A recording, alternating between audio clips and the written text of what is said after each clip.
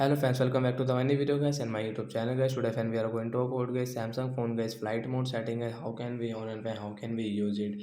Friends, we want to on guys your Samsung phone guys flight mode setting, and guys you don't know where is your flight mode setting and how can you on and how can you use in your Samsung phone device.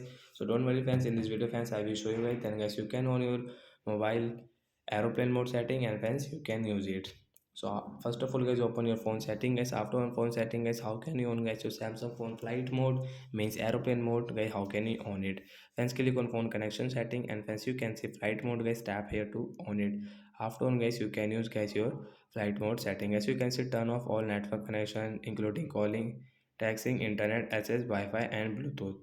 So guys, we will on guys this Wi-Fi setting. So friends, you can use guys your Samsung phone guys Wi-Fi setting guys after on guys your flight mode setting. So friends, you can see guys we have connected this Wi-Fi network guys already guys. I have connected it. So friends, you can see guys after on guys this flight mode guys, we can use guys Wi-Fi setting guys.